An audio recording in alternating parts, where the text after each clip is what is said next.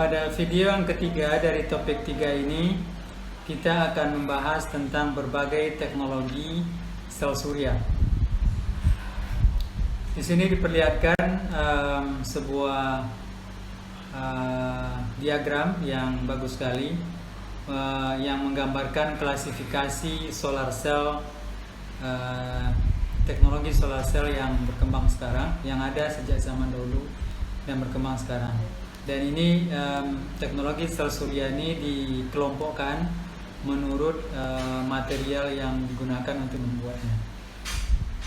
Pada bagian yang paling kiri terlihat bahwa salah satu teknologi yang pertama digunakan untuk membuat sel surya adalah dari bahan silikon. Sel surya silikon ini terdiri dari dua kelompok besar. Kelompok yang pertama adalah silikon crystalline, kelompok yang kedua adalah silikon amorphous. Ini disebut dalam bahasa Inggris crystalline silicon, yang satu lagi amorphous silicon. Silikon crystalline ini ada dua lagi jenisnya. Jenis yang pertama adalah single crystalline silicon, dan yang kedua adalah multi atau polycrystalline silicon. Sedangkan yang amorphous silicon itu biasanya dibuat dari bahan hydrogenated amorphous silicon atau ASI (2H). Nah, selain kita mengklasifikasikan menurut materialnya, kita juga mengklasifikasikannya menurut dua kelompok besar.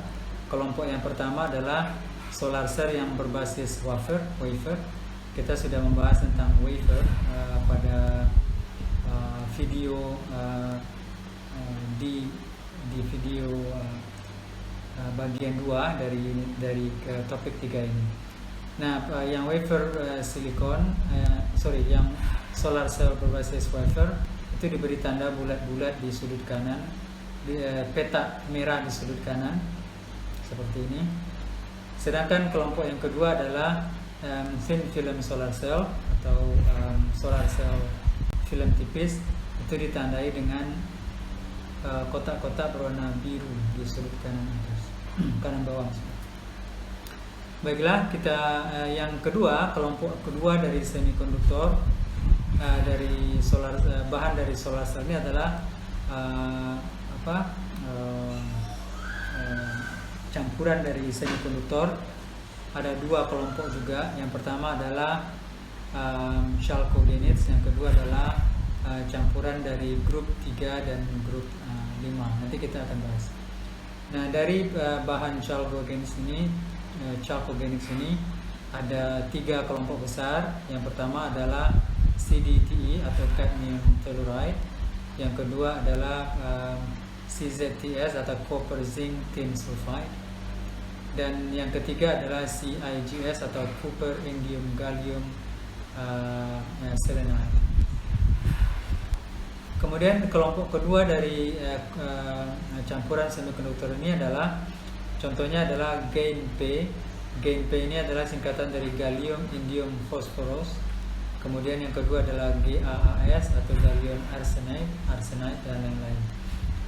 Nah, kelompok ketiga dari material semikonduktor adalah novel material atau material baru, material asli yang sedang berkembang sekarang. Ada 4 kelompok besar. Yang pertama adalah dye-sensitized solar cell, yang kedua adalah colloidal quantum dots, yang ketiga adalah perovskite, yang keempat adalah organic solar cell. Jadi kira-kira itulah kelompok solar cell yang ada di dunia sekarang berdasarkan materialnya. Nah, ini adalah gambar beberapa jenis yang tadi. Yang paling kiri ini adalah monocrystalline silicon. Yang ini terlihat bahwa monocrystalline silicon ini selnya itu tidak sempurna persegi. Dia di sudut-sudutnya itu ada bagian yang melengkung, sehingga ketika disusun menjadi panel seperti ini, menjadi modul seperti ini, di tengah-tengahnya ada bagian-bagian yang kosong. Itu adalah ciri-ciri monocrystalline silicon. Yang kedua adalah polycrystalline silicon. Berbeda dengan yang mono, yang poly ini selnya itu berbentuk kotak sempurna, sehingga tidak ada bagian yang kosong di antara sel-sel itu ketika dia dimasukkan ke dalam sebuah modul surya. Ini adalah masih dari keluarga silikon, yaitu amorphous silicon. Terlihat dari bentuknya, sebenarnya dia lebih, kalau monocrystalline silicon dan polycrystalline silicon ini bentuknya lebih persegi panjang, sedangkan amorphous silicon ini biasanya dia agak persegi empat. Jadi dia lebih pendek dibandingkan dengan yang sebelumnya. Jenis yang berikutnya adalah dari CIGS. CIGS ini adalah copper indium gallium selenide.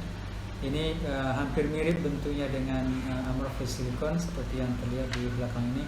Tetapi kalau amorphous silicon ini warnanya agak sedikit ungu, sedangkan kalau yang CIGS ini warnanya hitam pekat. Lalu cadmium telluride atau CDTE, bentuknya seperti yang terlihat pada gambar ini. Dia agak biru warnanya dan tidak ada garis-garis, jadi dia polos sama dengan CIGS dan amorphous silicon, tapi bentuknya agak biru. Dan bentuk CDTA ini kadang-kadang selain biru kadang-kadang juga hitam. Dan bentuk CDTA ini mirip juga dengan bentuk CZTS. Ya kadang-kadang mereka sulit dibedakan.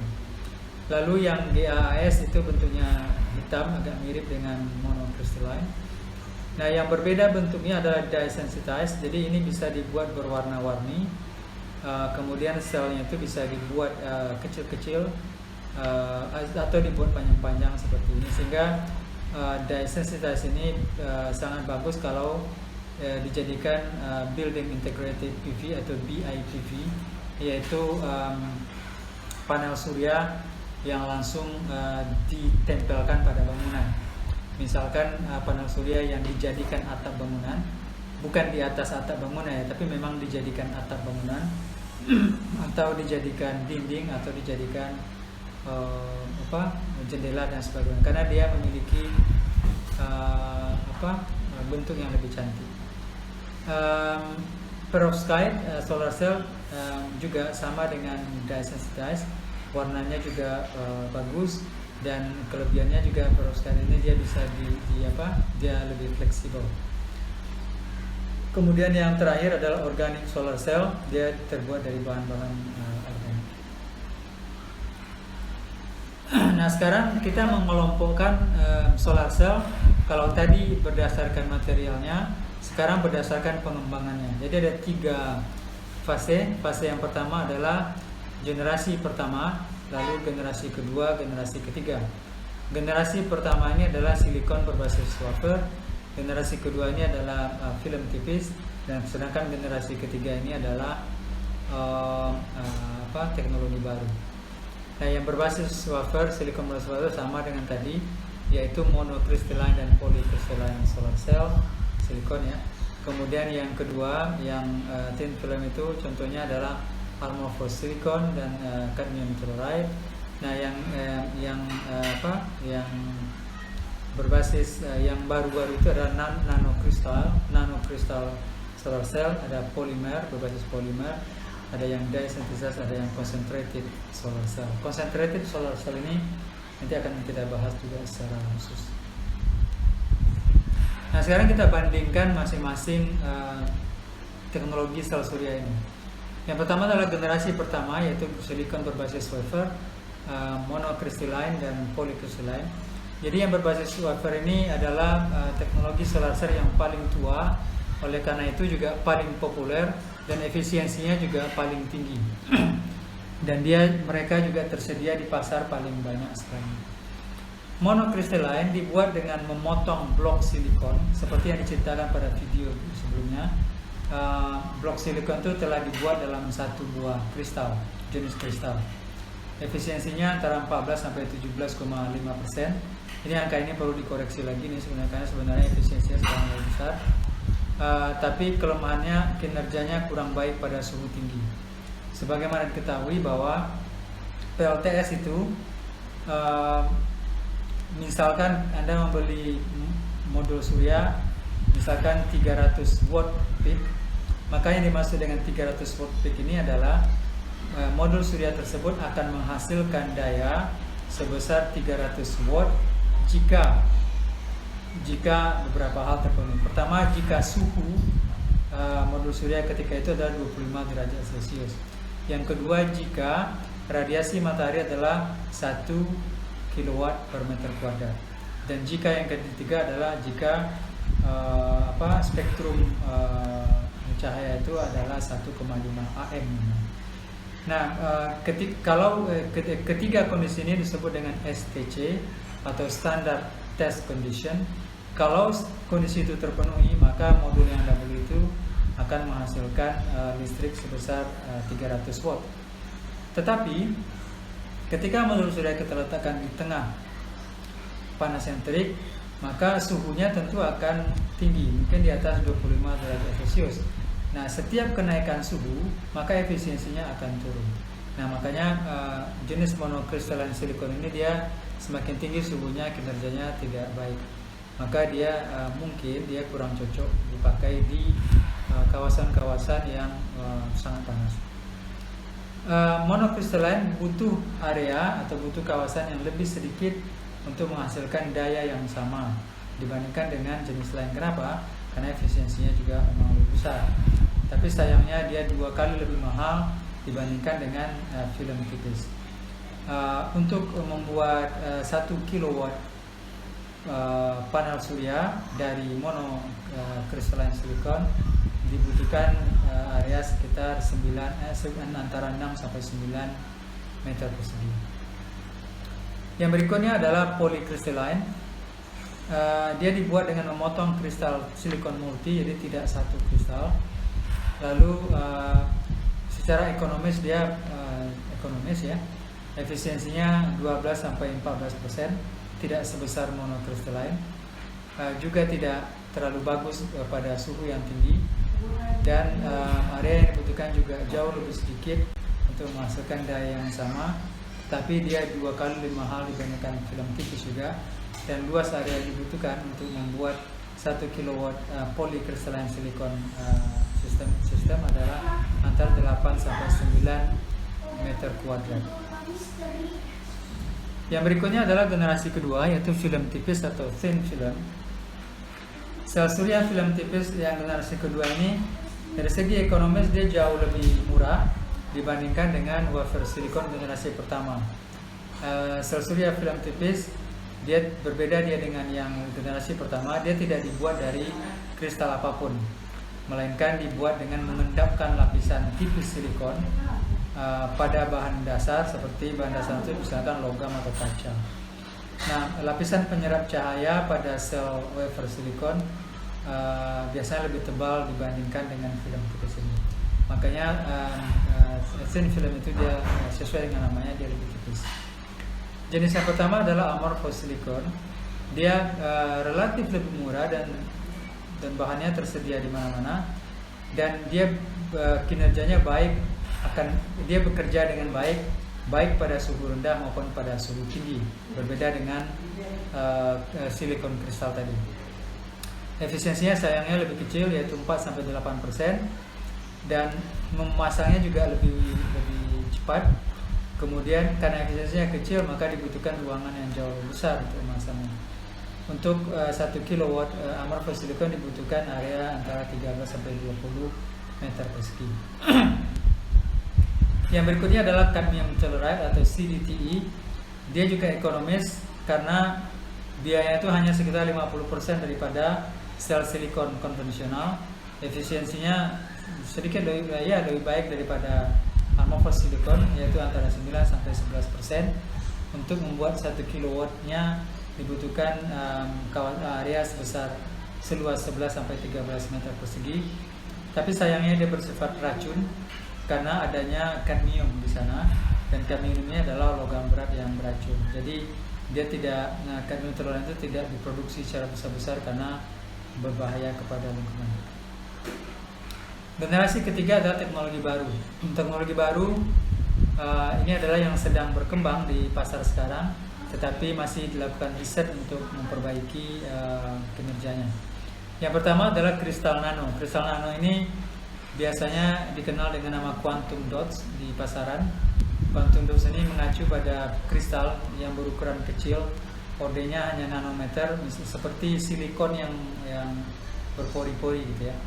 Efisiensinya tidak terlalu besar, antara 7-8%, tetapi kelebihannya adalah dia memiliki stabilitas termal yang sangat baik. Oleh karena itu dia tidak terpengaruh oleh temperatur, dan dia tersedia dalam berbagai macam desain. Dia juga lebih murah, sekitar 50% dibandingkan sel silikon, dan untuk menginstalasinya juga lebih cepat. Karena efisiensinya kecil, maka area yang dibutuhkan untuk memasangnya juga lebih besar. Yang berikutnya adalah sel surya yang berbasis polimer. Nah, ini dia fleksibel ya, karena adanya polimer di dalamnya. Efisiensinya sayangnya sedikit, antara 3-10%. Kinerjanya sayangnya tidak baik pada suhu tinggi. Karena dia fleksibel, maka dia bisa didesain berbagai macam produk. Misalkan diletakkan di atap mobil itu tidak rata tapi melengkung, misalkan, ini cocok. Dan sementara yang jenis lain seperti amorphous silikon dan yang sebelumnya tadi itu tidak bisa dibengkokkan. Jenis berikutnya adalah dye sensitized. Dia menggunakan molekul pewarna. Oleh karena itu dia bisa cantik bentuknya. Ada 4 komponen dari dye sensitized solar cell ini. Yang pertama adalah elektroda semikonduktor, sama dengan yang lain. Yang kedua adalah sensitizer pewarnanya. Kemudian ada mediator redox namanya, dan kemudian adalah elektroda counter. Nah, efisiensinya sekitar 10%. Tidak terlalu bagus, tidak terlalu baik, tidak terlalu buruk juga, dan sayangnya kinerjanya juga kurang bagus pada suhu yang tinggi. Jenis yang keempat adalah concentrated solar cell. Jadi ini menggunakan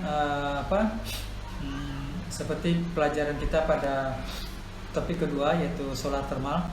Jadi dia menggunakan semacam konsentrator atau pemusat cahaya. Lalu cahaya itu dipusatkan ke sebuah solar cell yang bisa bekerja dengan suhu yang sangat tinggi. Nah, oleh karena itu pada solar cell-nya itu terdapat solar cell itu kecil dan semua cahaya masuk ke sana sehingga dia panas. Nah, oleh karena itu efisiensinya pun tinggi gitu, sekitar 40%. Nah, ini gabungan antara solar cell dengan optik ini. Dan stabilitas termalnya ini super, sangat baik sekali. Nah, ini adalah yang ingin saya perlihatkan, sebuah teknologi dari CapWatt, concentrated solar PV, yaitu solar cell yang difokuskan. Besarnya 1 megawatt di sebuah kota kecil bernama Evora di Portugal. Ini terlihat dari jauh. Ini sistemnya ada di sini. Nah, kalau kita dekat, ini bentuknya. Anda bisa lihat di sini ada kotak yang besar. Nah, sel surya itu diletakkan di alas sini ya, di bagian bawah sini. Dan kemudian ini adalah cermin yang digunakan untuk memusatkan. Jadi setiap cermin ini memusatkan cahaya ke sel ini. Cermin ini ke sel ini, cermin ini ke sel ini. Sehingga sedangkan listrik dihasilkan oleh selnya, bukan oleh bagian atas ini. Nah, di bawahnya karena dia terlalu panas, di bagian bawah ini biasanya diletakkan pendingin. Jadi di dalam ini, di atas bagian atas, maksudnya di dalam ini adalah diletakkan solar cell. Dan ini kotanya lumayan tebal karena butuh space untuk untuk pemusatan cahaya.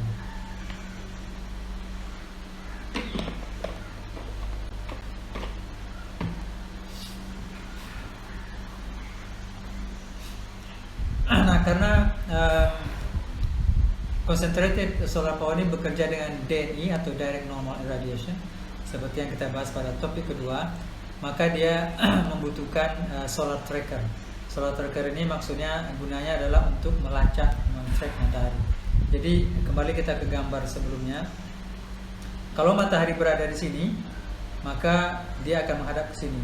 Kalau matahari berada di sini, maka dia akan menghadap sebaliknya ke arah matahari datang. Dan itu dilakukan oleh solar tracker. Nah, ya bisa dilihat di sini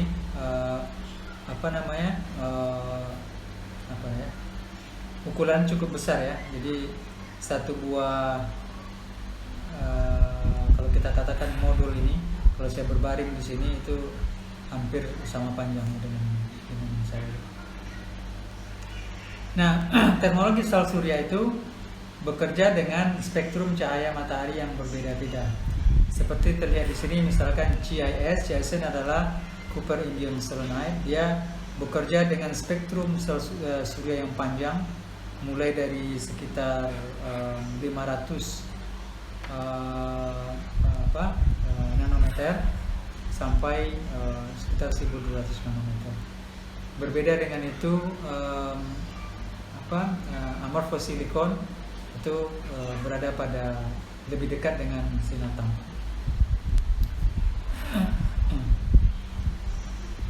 Bagaimana efisiensi solar cell? Ini adalah sebuah grafik yang selalu diupdate oleh National Renewable Energy atau NREL di Amerika Serikat.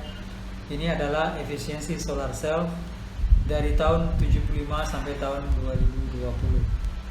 Dikelompok-kelompokkan berdasarkan warna. Yang paling populer adalah crystalline silicon. Jadi kalau kita lihat di sini, efisiensinya sekitar 27% ya. Dan ini ingat bahwa ini adalah efisiensi di laboratorium, bukan efisiensi yang sudah dijual di pasaran. Tapi kita bisa melihat bahwa seperti ini adalah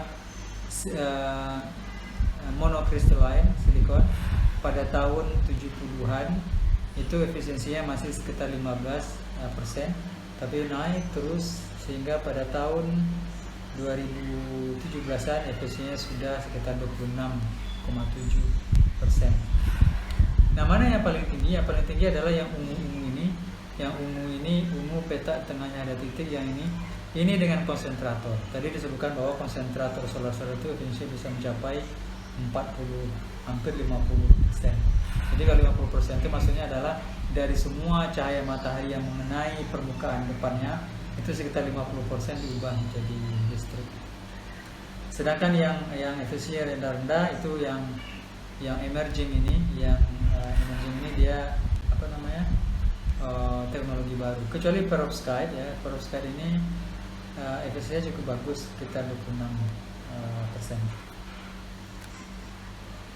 Nah, ini adalah juga efisiensi laboratorium.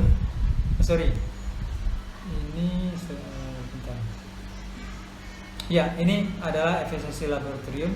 Terlihat di sini yang paling efisien adalah silikon monocrystalline. Kemudian yang kedua paling efisien adalah masih juga monocrystalline silicon. Lalu diikuti dengan CIGS, Cooper Indium Gallium Selenide. Setelah itu adalah multicrystalline silicon dan seterusnya. Lalu, ini adalah efisiensi komersil. Efisiensi komersil 10 tahun terakhir. Kalau yang berbasis wafer, silikon berbasis wafer, itu dalam 10 tahun terakhir dia sudah naik dari sekitar 12% sampai sekitar 17% atau supermono. Kemudian kalau yang CDTA dari 9% sampai 19%. Ini adalah performance ratio. Apa itu performance ratio? Performance ratio kalau misalkan begini, Anda punya pembangkit listrik tenaga surya, di mana lah, terserah di mana. Lalu Anda ditanya, bagaimana kualitas PLTS yang dipasang di sini? Nah, untuk menjawab pertanyaan itu, kita menggunakan sebuah ukuran namanya PR atau performance ratio. Nah, PR ini berlaku, angka PR ini berlaku tidak tergantung lokasinya. Misalkan begini, Anda bisa membandingkan performance ratio sebuah PLTS monocrystalline silicon di Pekanbaru misalkan dengan sebuah PLTS monocrystalline silicon teknologi yang sama misalkan di Amerika misalkan.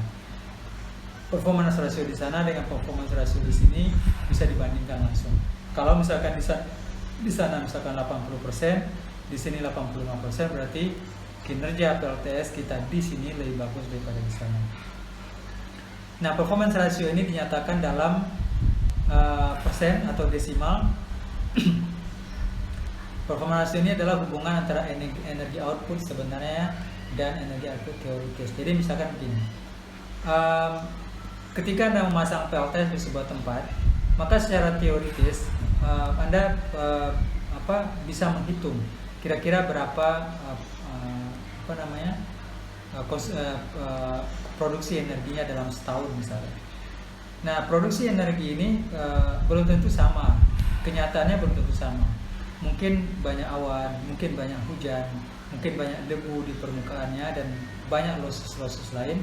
Nah, losses itu atau losses pada kabel, pada inverter, dan losses itu menimbulkan pengurangan pada produksi energi.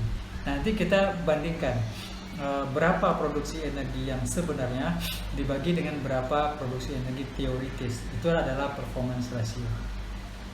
Pada tahun 90-an, performance ratio ini nilainya sekitar 70% dan variasinya besar. Tetapi seperti di sini, ya 90-an, 94 misalkan yang peta ini. Jadi ya variasinya mulai dari sini sekitar 80% sampai 50%, rata-rata 70%. Tetapi sekarang PR itu berkisar antara 80 sampai 90%. Itu yang kuning-kuning ini, dan variasinya juga tidak terlalu tinggi. Variasinya berkisar antara sekitar 70 sampai 90%. Nah, begitulah, demikianlah materi tentang teknologi solar cell. Kemudian kita juga bicara juga tentang beberapa contoh dari teknologi itu, kemudian performance ratio. Terima kasih atas perhatiannya.